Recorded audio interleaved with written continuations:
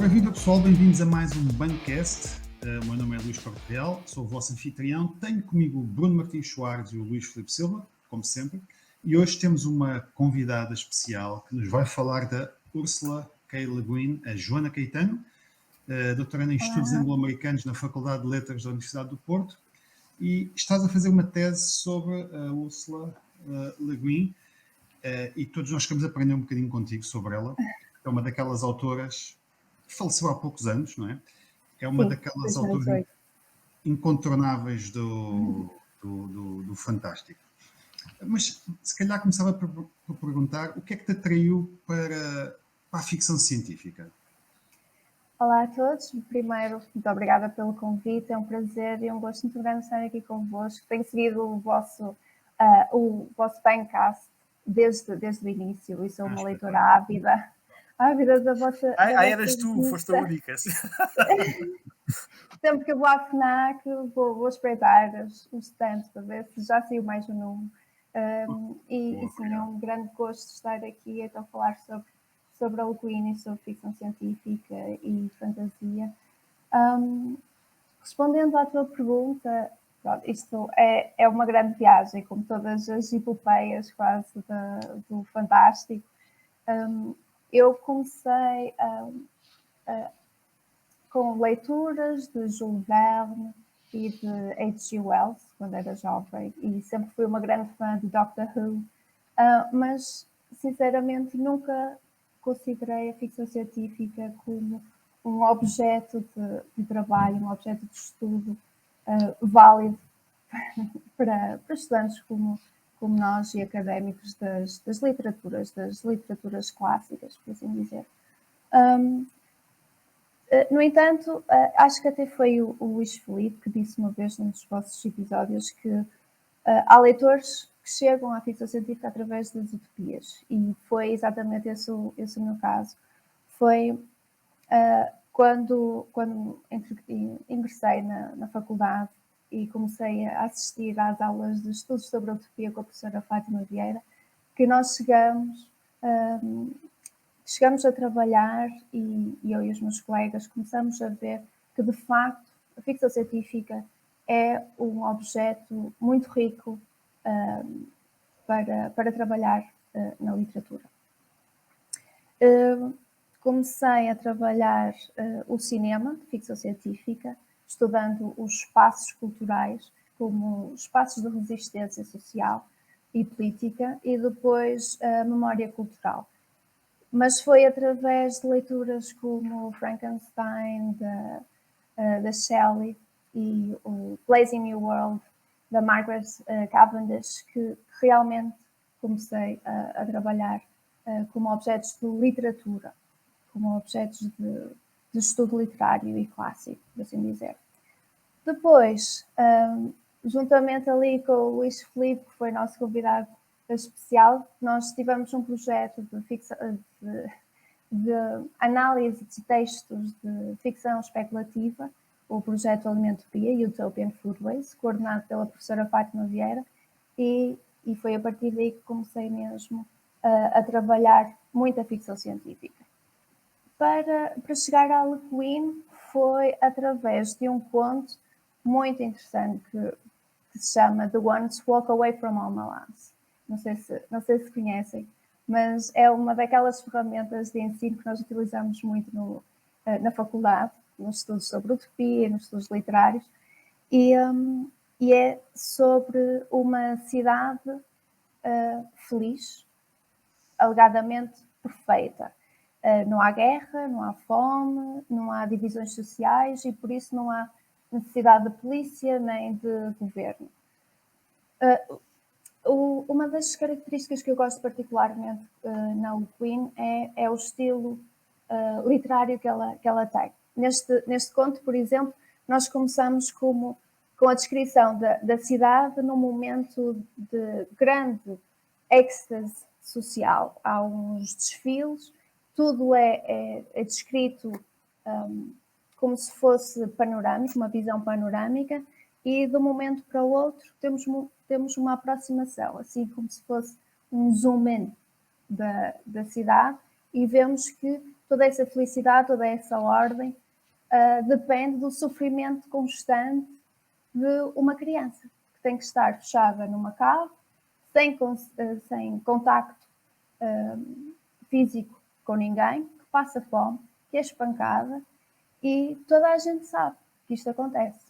Toda a gente sabe, os estudantes, os miúdos, são apresentados à criança quando saem da adolescência e são informados que se alguém tentasse levar aquela criança, a cidade desfaz-se. Ou seja, a felicidade de toda a gente desaparece de um momento para o outro. Naquele instante tudo desaparece. E depois há aqueles que voltam para a cidade, que cumprem e respeitam esse contrato social, e há aqueles que, conforme diz o título, se vão embora. The ones who walk away. Isto é muito interessante. É daquelas coisas super ricas em significado que nós gostamos muito de debater nas aulas, porque levanta questões como: o que é a utopia? Qual é o preço da felicidade? Será que estamos dispostos a pagar esse preço? E o que é que acontece àqueles que fogem ou que se vão embora quando estão perante a injustiça que vem, não é? E é isso que a Le Guin nos faz-nos questionar isso tudo. E foi a partir daqui que eu entrei no mundo da Le Guin. Ok, então deixa-me só fazer-te uma pergunta. Para quem nos está a ver e nunca leu Le Guin, quem é que foi a Le Guin? Norte-americana? Sim. Mas porquê é que ela é uma grande escritora? Olá. Começamos lá com as perguntas fáceis, não é? A Le Guin nasceu em 29. 1929, exatamente, na Estou com a Wikipedia Califórnia. mesmo ao lado. Great. Boa. Na Califórnia. Ela vem de uma família abastada, do meio intelectual. O pai era antropólogo e a mãe tinha um curso em psicologia e depois formou-se também em antropologia e era assistente do pai dela, e foi daí que se conheceram. Por isso, E era escritora também, não era? Exatamente. Ela, numa fase final da vida dela, começou a publicar contos para crianças, histórias, estudos antropológicos, e foi uma grande influência. Ela e o pai foram duas grandes influências fundamentais no crescimento de Le Guin. E ela cresceu assim nesse meio intelectual, liberal, sempre rodeada de livros, de mitologia nórdica, dos gregos, dos clássicos, e depois estudos sobre culturas diferentes, e depois os irmãos convenceram-na a ler as histórias de ficção científica que saíram nas publicações antigas, não é? E foi aí que ela começou a trabalhar. Ela começou a escrever com 5 anos. Aos 12 anos, submeteu uma história para Amazing Stories, do Gurns Bach, na altura. A história foi recusada, mas foi muito elogiada apesar disso. A partir daí, continuou a escrever sempre. Até à maioridade. Tirou o curso de literatura clássica, das literaturas italianas e francesas, e teve uma formação clássica de literatura. Mas sempre com uma atitude muito filosófica, não é? É como se quase tivesse estudado essa área também. Sim, filosófica, e principalmente como tinham acesso a determinados estudos culturais e antropológicos em casa, ela foi muito influenciada pelo taoísmo, por exemplo, que é uma filosofia chinesa, e que está muito marcada em toda a obra dela. Sim. Espero poder falar disso depois quando falarmos das obras especificamente. Ok, há algum enquadramento dela no tempo em que viveu e escreveu que vale a pena abordar? Sim. Sim, ela começou a escrever no final dos anos 50. Começou por escrever poesia, publicou uma série de poemas, escreveu Orsínia, os contos de Orsínia, que é assim um reimaginar de um país que nós associamos à Checoslováquia, que está ali mais ou menos situado naquela zona, na antiga Checoslováquia, só que é literatura especulativa. E como naquela altura era assim algo um bocadinho híbrido, foi recusado de todos os editores que ela submeteu, foram recusados a dizer que estavam muito bem escritos, mas como era uma coisa assim estranha, que não tinham uma comunidade leitora e então que não poderiam publicar. Mas incentivaram-na sempre a escrever. Até que algum editor sugeriu que ela se dedicasse à literatura young adult e ao fantástico, sim. E ela começou a escrever nos anos 60, que foi uma altura especialmente interessante e rica de ficção científica, para a ficção científica.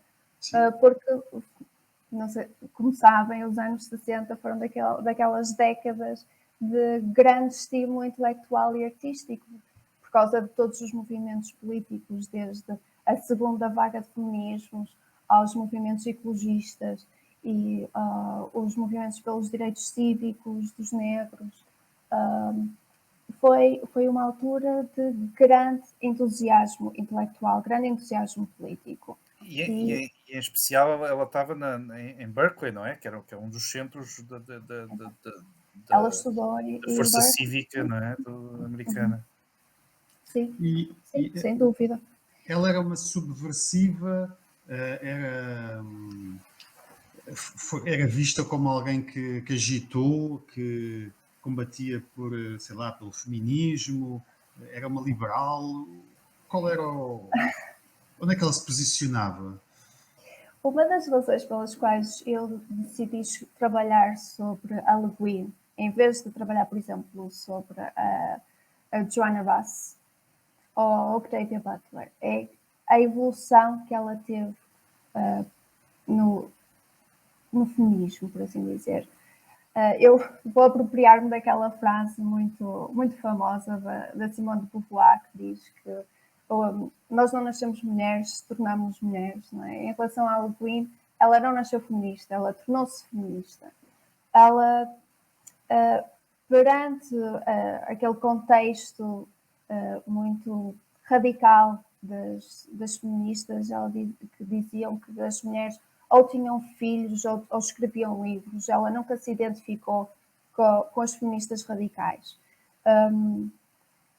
Ela, como era mãe e era casada e escrevia e tinha um marido que a apoiava na escrita e na carreira literária, ela nunca se identificou muito com essa visão mais radical do feminismo. Se olharmos para a obra dela, nós vemos que há uma evolução, mesmo em relação à ficção científica e em relação à fantasia e mesmo em relação aos ensaios, por exemplo. Ela começa, há uma parte num ensaio que eu acho que já citei várias vezes, que ela diz que eu gosto de subverter o máximo que conseguir, mas sem ofender ninguém.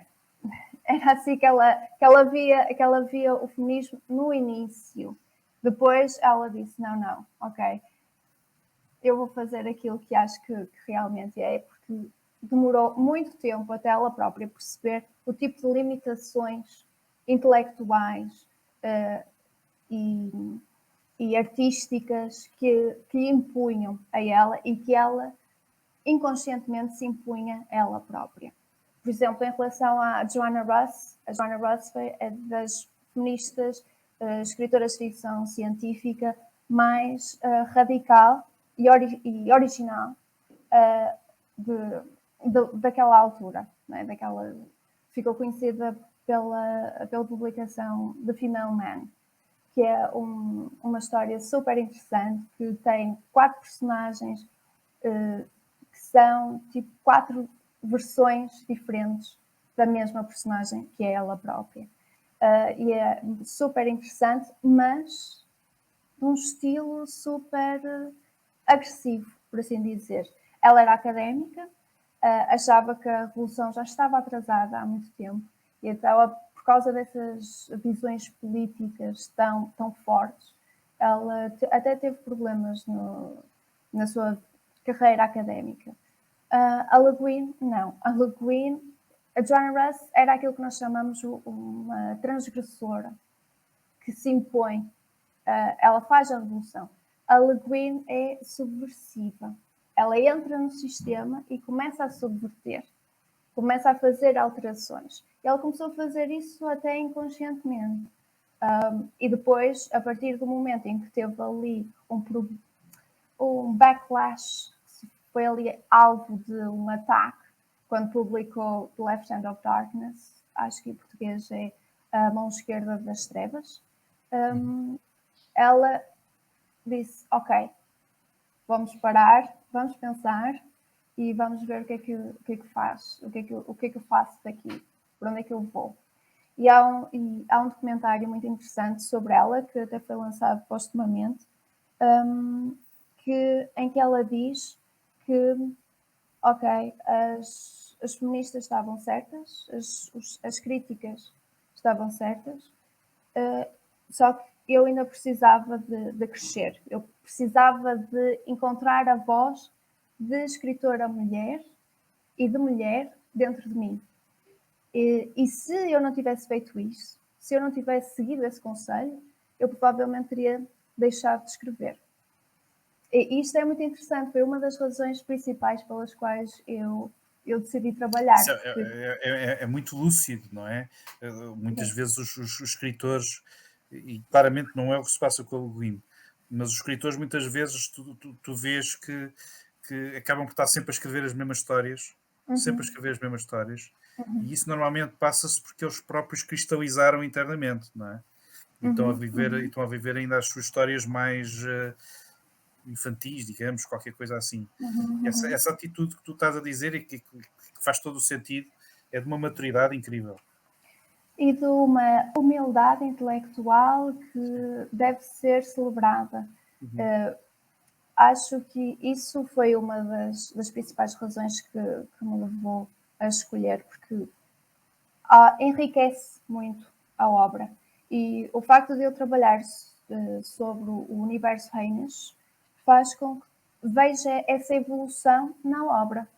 Ou seja, aquilo que ela escreveu nos anos 60 não é de todo aquilo que ela escreveu, por exemplo, no The Telling, que publicou no ano 2000. Eu não sei se tu concordas, Joana, mas aleguei-me, se pensarmos assim à distância, né, e tentarmos olhar para a sua obra, eu sempre senti que ela, de certa forma, tem períodos e tem saltos entre os períodos. Há ali momentos em que dois exemplos marcantes, mas como também dissemos, ela não se ficou por aí. Os primeiros romances, e se falarmos no Earthsea, Eu Sou um Planeta de Rocanon, e agora outro que não me recordo, que são obras particularmente banais.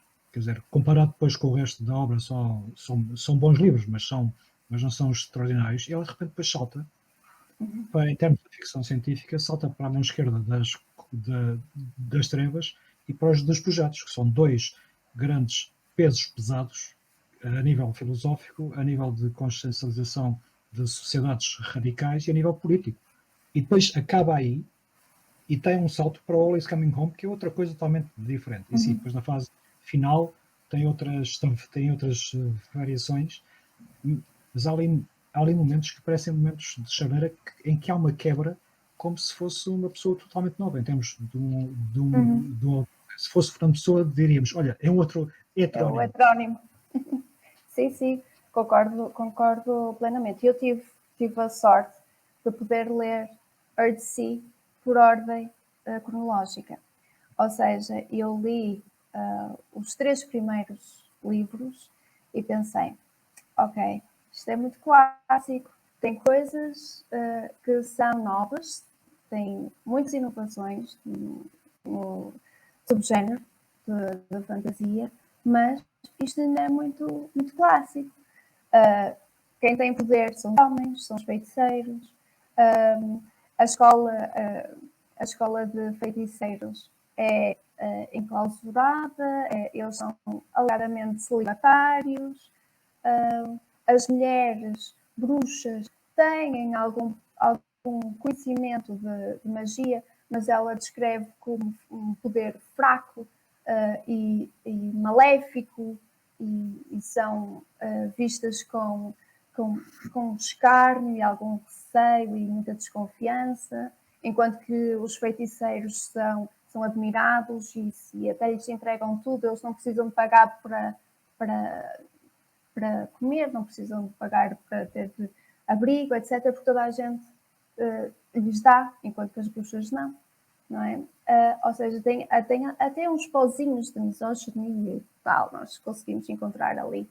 E, por exemplo, The Furthest Shore, que é o terceiro livro, nós temos a missão do protagonista, do herói, Ged, é ir fechar aquela porta aberta por outro feiticeiro que quer a imortalidade. E ele vai lá, vai acompanhado por um jovem nobre que é descendente dos reis fundadores de Earthsea, e vai lá, fecha a porta, perde o poder, regressa, e esse companheiro de viagem, jovem, afinal é o rei. É o rei que vai unir Earthsea, que vai restabelecer a ordem, trazer a paz e a prosperidade e a segurança a todo o Earthsea. Ou seja, isto é o mais clássico desfecho que podemos ter. Sem não é? dúvida. Isto...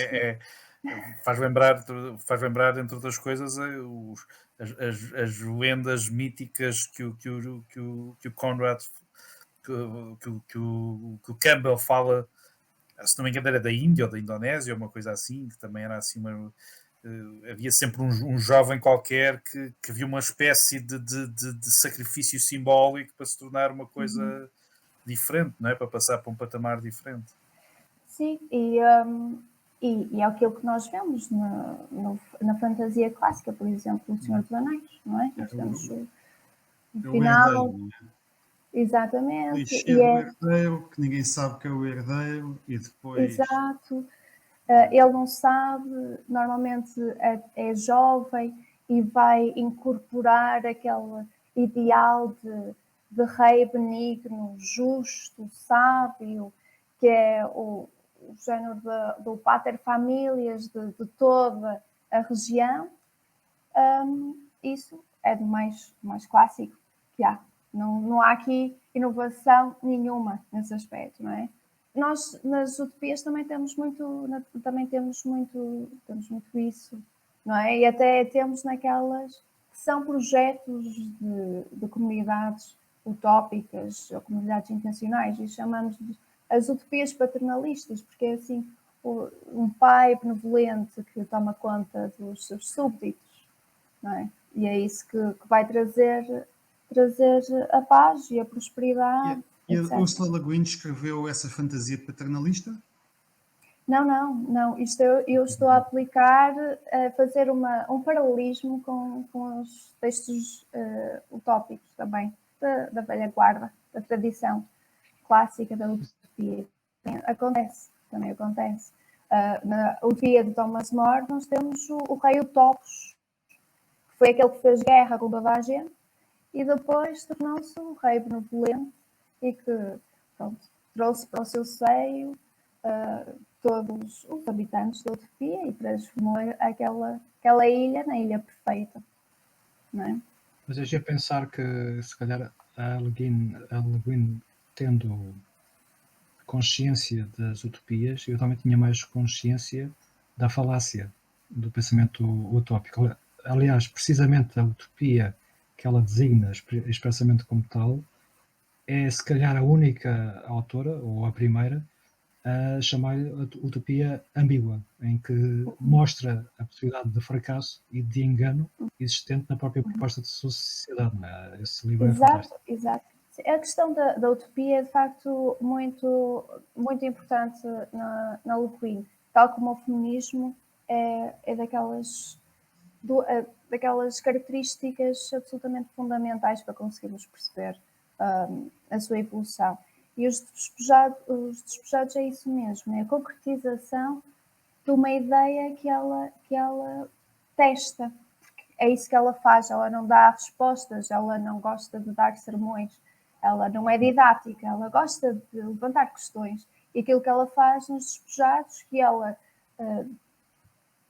até oferece o subtítulo de Utopia Ambígua, é isso mesmo, é mostrar como é que uma sociedade anárquica pode funcionar, em que todas as pessoas são iguais, e, no fundo, colocar assim no seu seio, colocar a sua própria traição, ou pelo menos uma semente de traição, uma semente de dúvida ali. Ok, somos todos iguais, mas o Zweig, por exemplo, que é o protagonista e que é um cientista, um físico brilhante, não consegue desenvolver o seu trabalho, não consegue ter liberdade intelectual, não consegue prosseguir com os seus testes, ou divulgar a sua investigação, porque ou é alvo de inveja, ou então é acusado de egoizing, que é um termo que ela cria para explicar o que separa, ou tipo, o crime maior que uma sociedade capitalista pode ter, que é ser individualista, ou seja, o culto do próprio. E é isso que ele é acusado. E por isso é que ele parte para o planeta Ross, não é? Que é o planeta capitalista, onde aí ele acredita que talvez possa ter mais hipóteses de avançar com a sua investigação. E, no entanto, nem é bem assim. A gente vai ter que pôr um aviso de spoilers no início deste podcast. Ainda é possível colocar um aviso num livro que já foi publicado há 50 anos. Eu percebo, mas também queremos convidar as pessoas a ler. A Mas eu ler, acho que claro. podemos perfeitamente falar dela, tem que se fazer spoilers, não é? Mas pomos um aviso. E nós somos bichados com isso aqui no Bancast, estamos sempre a fazer spoilers de tudo. Até agora não disseste nada que tive o prazer de uma boa leitura do Ursula Le Guin, não há problema nenhum. Olha, vamos aproveitar só esta pausa para relembrar os nossos ouvintes e os espectadores do Bancast que temos um código promocional só para vocês, no valor de 5 euros, para descontarem em compras na loja online da série de emergência. As condições podem ser consultadas aqui na sinopse do episódio e o código que devem colocar na loja é a Joana que escolhe. Joana, o que é que tu escolheste para código? Pois, como é um episódio sobre a Le Guin, nós temos que escolher uma personagem. E como estamos a falar de Le Guin e feminismo, eu acho que Thénard é uma personagem do Túmulos de Atuan e de Terrano que eu acho que vale a pena ler. Por isso o código é mesmo isso. Thénard. E como é que se escreve Thénard? T-E-N-A-R. Pronto. Quem quiser, está dada a dica. Vão à Wikipédia, lá está escrito. Comprem o livro e leiam. Comprem o livro. E podem gastar o voucher dos 5 euros nisso. Ora, então, mas tu querias agora enverdar para... Era a evolução na voz. Sim. E então, o que é que tens a dizer sobre isso? Pronto, depois, voltando um bocadinho a Earthsea, nós vemos que depois da publicação de The Furthest Shore, Le Guin estagna um bocadinho. Eu não sei se ela tem uma história interessante, ela pensou a publicar, começar a escrever Terrano, mas não conseguiu avançar. Ela disse que não conseguia avançar, e então o manuscrito esteve começado, parado 17 anos na prateleira. Só 17 anos depois é que ela voltou a pegar em Terrano e publicar em 1990, que é uma diferença muito grande, visto que The Furthest Shore foi publicado em 1972, salvo eu. E então, o que é que... Ela teve parada nesses 17 anos? Desculpa lá. Não. A Terrano, sim. O manuscrito, sim. Okay. Ela não. Ela continuou a trabalhar e, principalmente, a ler. E o que é que ela leu? Hélène Cixous, as feministas, Alicia Ostriker, que era uma poeta feminista americana também, e foi aí que, depois de um grande backlash que ela teve com Left Hand of Darkness, que ela retomou as leituras, retomou a escrita e publicou Terrano. Eu estive a reler Terrano, continua a ser um dos meus favoritos. Apesar de eu não estar a escrever sobre Earthsea, e é daquelas coisas que é como The Ones Who Walk Away From Home, é um murro no estômago, não é? Porque depois de termos 3 livros em que a voz e o ponto de vista é dos poderosos, é Gad, que no final era o feiticeiro supremo, nós passamos a ver a perspectiva dos despojados, daqueles que não têm poder, daqueles que não têm voz. E essa é uma alteração muito, muito drástica, porque quem não tem voz são as mulheres, são as crianças que são vítimas de violência, são vítimas de humilhação. Terrano é uma história de Teru, que a Tenar aparece de novo, nesta altura já está viúva, já tinha casado com um farmer, um agricultor. Sim, tinha casado com o agricultor, tinha tido filhos, o agricultor faleceu, ela é viúva e no início adota uma criança de 5 ou 6 anos que se chama Teru, que tinha sido violada, espancada e o corpo tinha sido atirado à fogueira, numa tentativa de homicídio. E tinha sido alvo desta violência brutal pelo pai, na altura em que está a decorrer a história de The Furthest Shore, que significa que é quando o mal o caos está instalado, não é? Antes de Geth ter conseguido fechar o portal do mundo dos mortos e Aran ter subido ao trono em Avenor. E é muito interessante porque Le Guin disse que foi muito criticada quando publicou este romance e foi muito criticada principalmente pelos fãs homens da velha guarda que acharam que ela tinha escrito um manifesto feminista, que tinha traído a personagem porque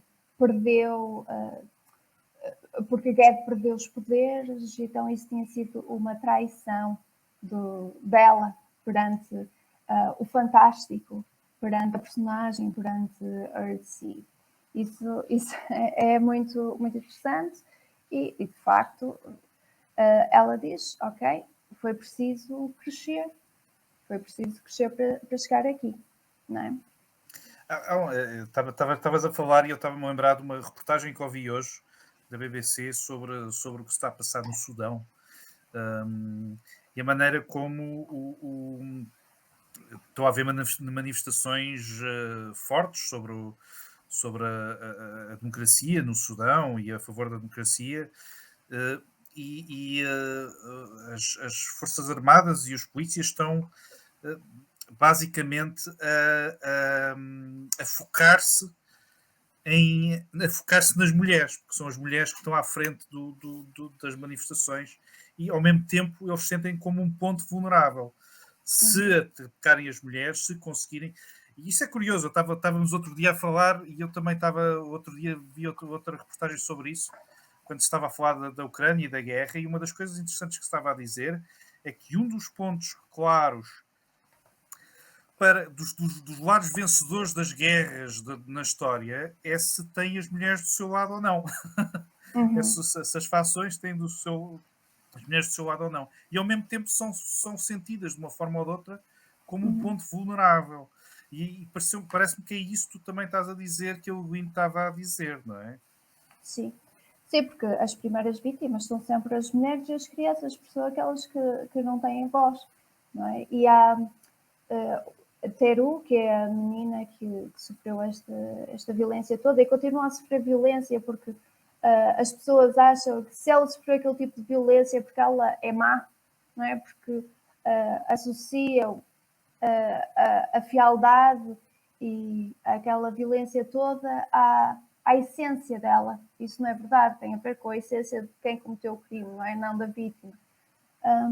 E isso é interessante por ver, porque ela até perde praticamente a voz, ou seja, é mais um símbolo de que as mulheres, as crianças, as vítimas de violência perdem a voz quando o corpo dela foi queimado, não é? E isso é um símbolo disso mesmo, de que as pessoas que não têm voz são logo as primeiras vítimas, são aquelas que são invisibilizadas.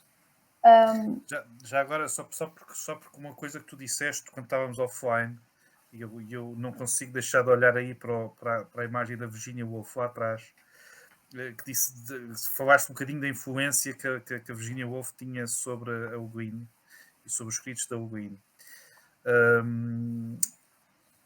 E eu queria perguntar simplesmente como e porquê, e porque é que estás. A Virginia Woolf é uma das minhas escritoras favoritas. E ela, no fundo, de uma forma extremamente subtil na maior parte dos factos, na maior parte dos casos, porque depois tens Orwell, tens outras coisas, mas na maior parte dos casos, de uma forma bastante subtil, ela dá voz às mulheres que depois não têm voz, não é? Depois, afinal, não têm voz. Porque as mulheres da Virginia Woolf são muitas vezes superficiais porque é a maneira de sobreviverem no mundo em que não têm muito poder, não é? E, portanto, tens uma Mrs. Dalloway a pensar nas flores, mas depois com uma importância muito grande ao mesmo tempo. Não queres falar um bocadinho sobre isso? O que é que achas que a Virginia Woolf deu ao Guin, digamos assim?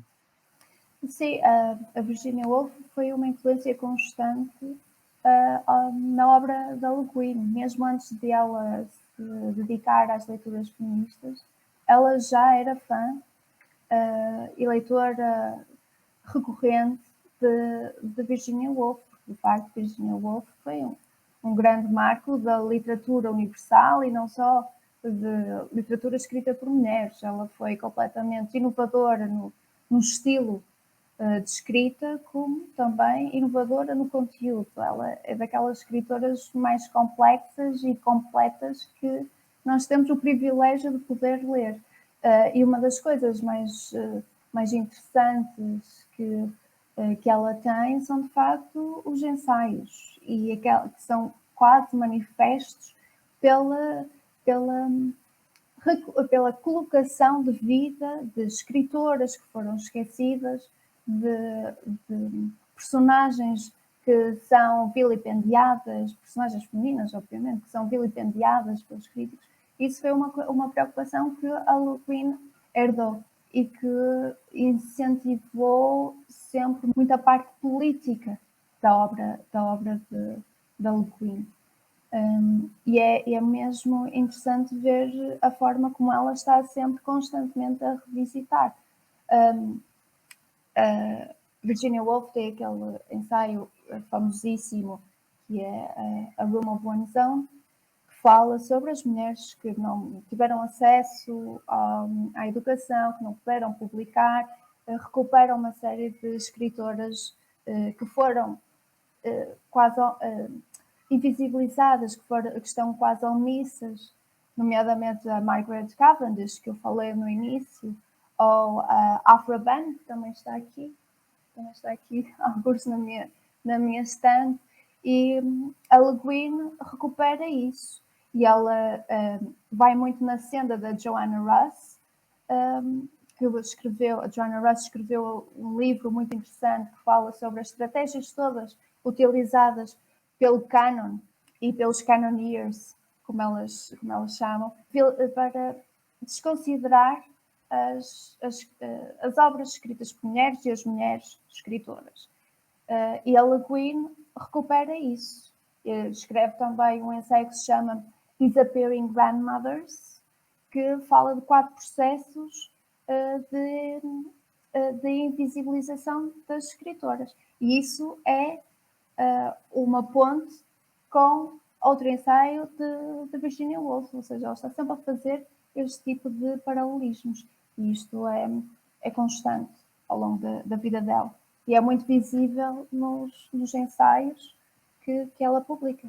Isso que estavas a falar faz-me pensar que, de certa forma, a Le Guin acabou por seguir na senda de alguns dos autores da sua época, que, pelo menos, não só ao longo da sua carreira, mas principalmente no final da vida, tentaram unir o universo da ficção científica em algo coerente, num futuro que conseguisse ligar todas as suas obras. O Asimov fez isso, e outros também o fizeram com mais ou menos consciência. Aqui parece que a autora tentou fazer isso com o Hainish, mas que já tinha começado logo desde o início da sua carreira a pensar nesse tipo de futuro comum, não é? E várias das suas obras acabaram por contribuir para ele.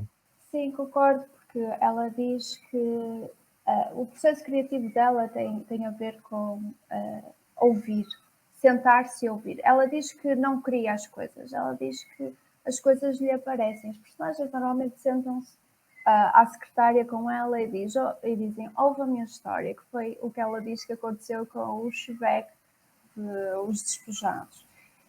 E ela diz que vai criando mundos, ou vai ouvindo os mundos, relatando esses mundos, e de vez em quando esses mundos não querem ficar silenciosos, ou seja, têm mais histórias para contar.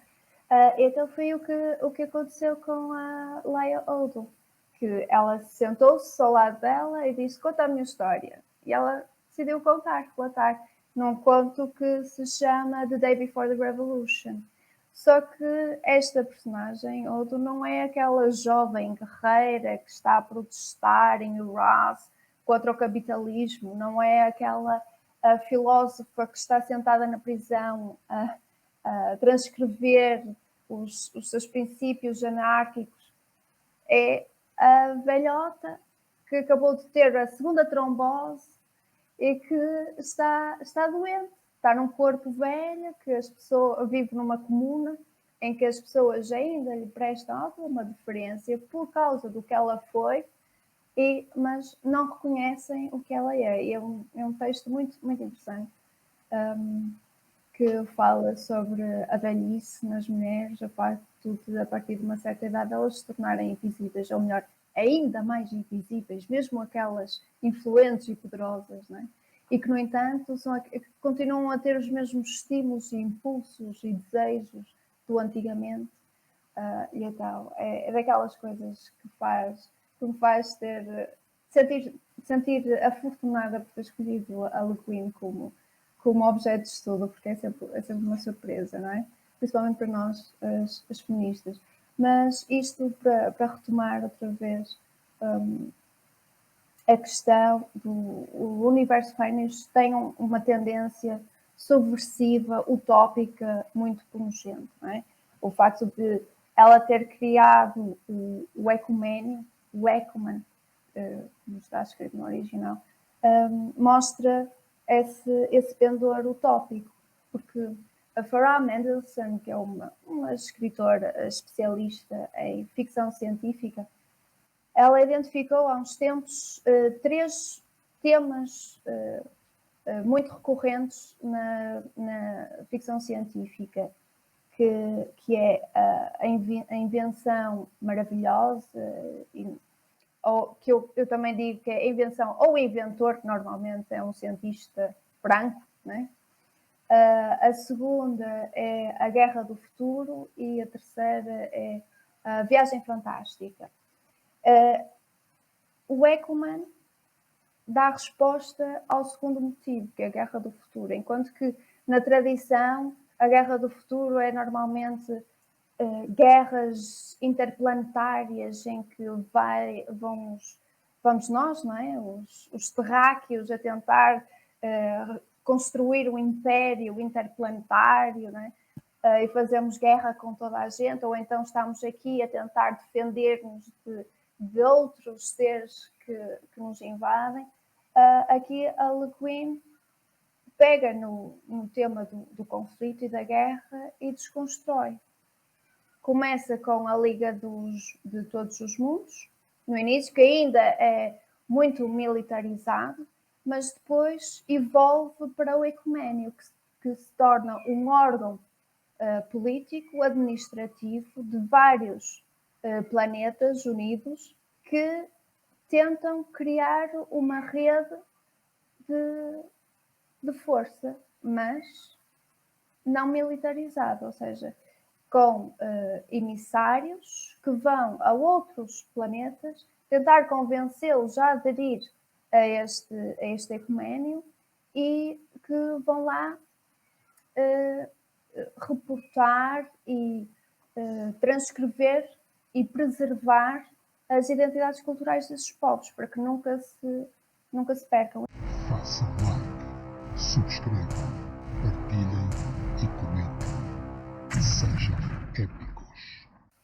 O ecuménio foi originário no povo Haines, que é aquele povo que não teve direito a um texto do Gwyn, e é aquele que nós próprios temos de fazer um estudo antropológico deste povo imaginário de Le Guin, porque temos de ir buscar informação aqui e ali e colar tudo junto. E então, de acordo com o mito fundador do universo Haines, Hain era o planeta original que conseguiu desenvolver uma tecnologia de ponta tão inovadora que conseguiu popular outros planetas. Entretanto, tiveram problemas de sobrevivência, levaram o planeta quase à destruição, e isto fez-los pensar que, ok, talvez agora seja a altura de tentarmos recuperar os contactos com os outros planetas que populamos e contar-lhes a nossa história. Ou seja, são um povo cheio de culpa e que o projeto utópico do ecuménio é isso mesmo, é a preservação do mundo. Assim, implementar uma paz interplanetária duradoura e preservar as culturas diferentes e originais de cada planeta. Isto é muito interessante porque levanta aquela questão de, ok, então se vimos todos da mesma origem, se calhar, apesar das nossas diferenças, não somos assim tão diferentes. Isto leva-nos a pensar que as diferenças físicas aparentes, afinal, não são assim tão fulcrais. E isto, claro, pode ser transladado para questões de raça, de género, etc. E é provavelmente um dos grandes legados de Le Guin, não é? Esse e aquele que eu acho que é um grande legado também da série Earthsea é aquela ligação entre os opostos que ela foi buscar ao taoísmo, que é uma das influências mais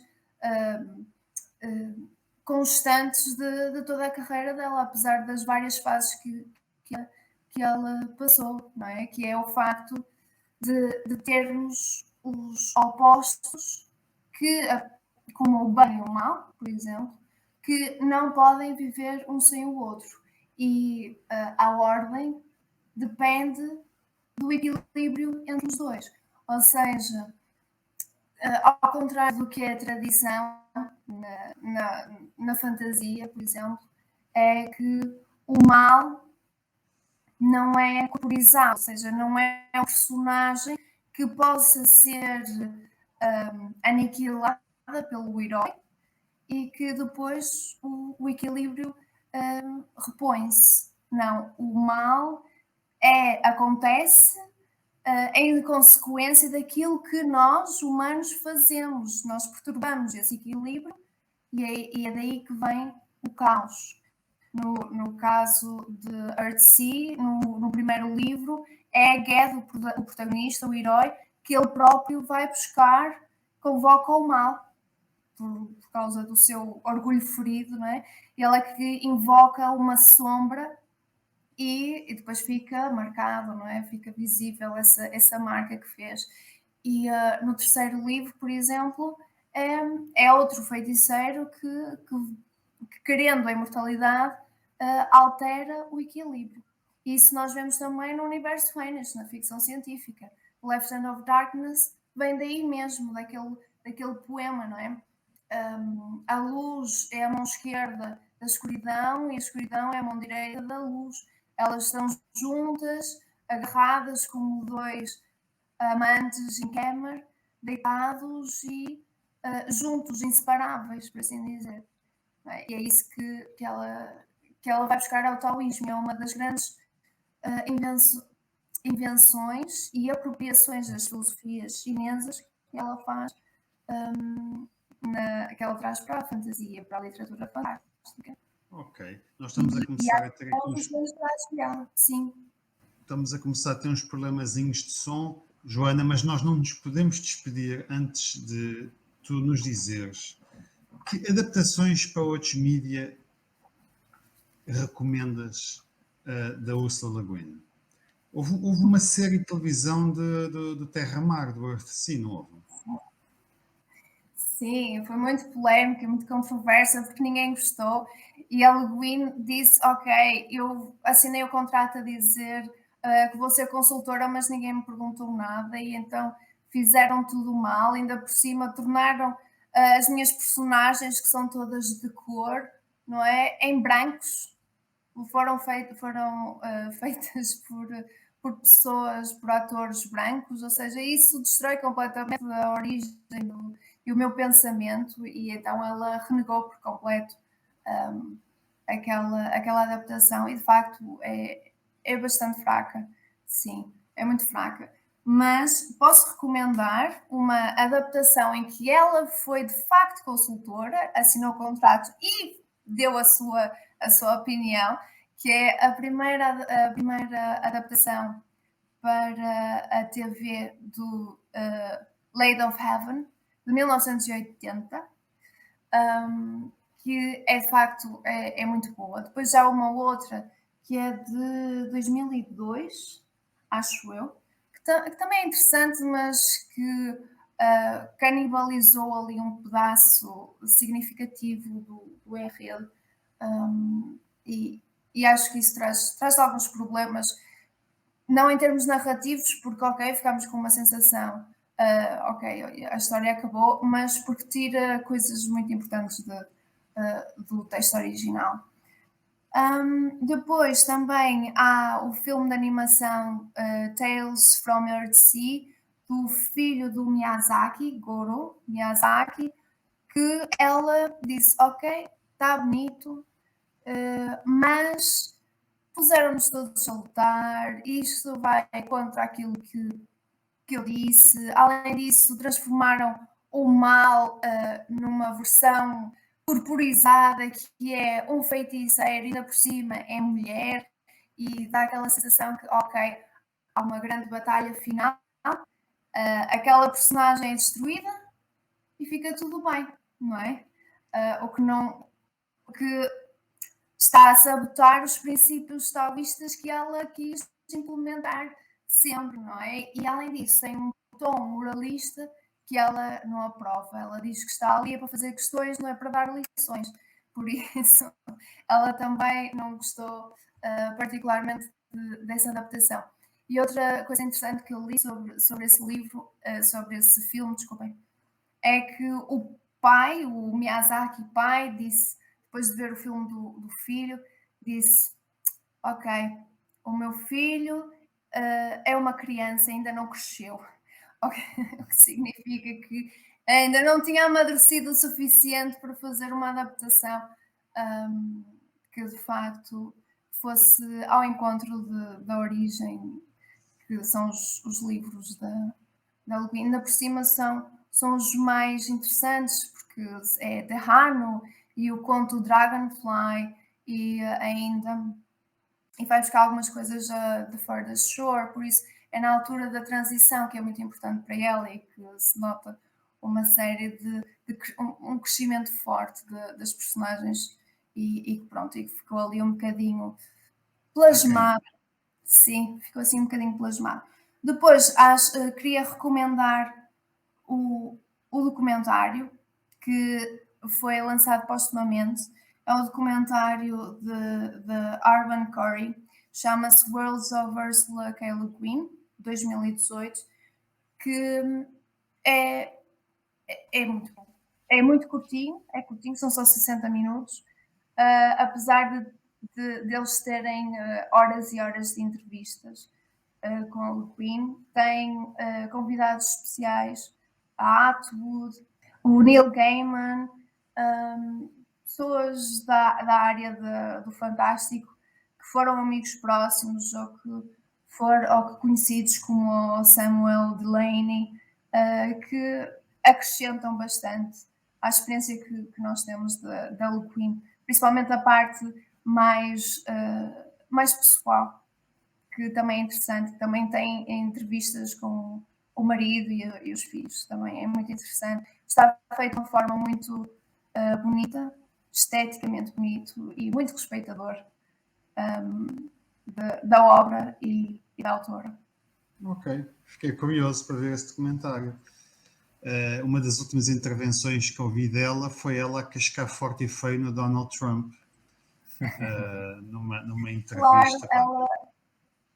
Claro que sim, e se eu puder sugerir, eu gostaria de sugerir que vissem um dos últimos discursos oficiais que ela deu, que foi quando ela recebeu o Lifetime Achievement, foi apresentado pelo Neil Gaiman, e foi quando ela cascou fortemente, para utilizar a tua expressão, do capitalismo selvagem da venda de livros, que vendem os livros como se fossem desodorizantes. Está na hora de tratarmos os escritores e os artistas com respeito, e está na hora deles próprios exigirem para si o respeito, porque eles são como que os reguladores da nossa liberdade, e o discurso chama-se mesmo Freedom, e acho que vale mesmo a pena ver. Para mim, ela foi uma visionária, uma escritora intelectualmente humilde, e eu gosto de chamar uma etnógrafa de povos imaginários, ou uma antropóloga do futuro. Eu acho que títulos não lhe faltam, e acho que é uma boa sugestão de leitura para quem gostar. Acho que sim. Ok, eu acho que foi uma boa homenagem hoje que se fez à Ursula Le Guin. Falou-se da obra, falou-se da pessoa, falou-se do legado, das adaptações. Tivemos aqui alguns problemas de som, vamos tentar que sejam mínimos para depois para os espectadores e para os ouvintes. E se calhar despedíamos-nos com um grande agradecimento à Joana por ter partilhado connosco o amor que tem pela Ursula Le Guin, que dá para ver, a admiração e que te ocupa também no teu trabalho na faculdade. E, Joana, havemos escolher outro tema para te receber aqui. De resto, olha, vamos nos despedir. Daqui a 15 dias estaremos de volta. Joana, muito obrigado e sim, até breve. Obrigada, eu gostaria de agradecer aos três por me terem aqui. Gosto muito, foi uma experiência fantástica para mim. É sempre um gosto de poder falar da Le Guin. E queria mandar um beijinho especial também para a Inês Botelho, pelo trabalho fantástico que ela tem feito na revista para dar mais visibilidade às escritoras. Acho que tem feito um trabalho mesmo necessário, fantástico e com muita classe. Por isso, um beijinho especial para ela. E para todos lá em casa. Nós gravámos outro episódio com ela sobre a Mary Shelley, que poderá já ter ido para o ar quando este sair ou não, mas ainda está de volta, e tu também tens que voltar, está bem? Com muito gosto, sim, com muito gosto. Obrigada a todos. Ok, pessoal. Leituras fantásticas em casa. Exatamente. Votos de boas leituras para todos e até daqui a 2 semanas.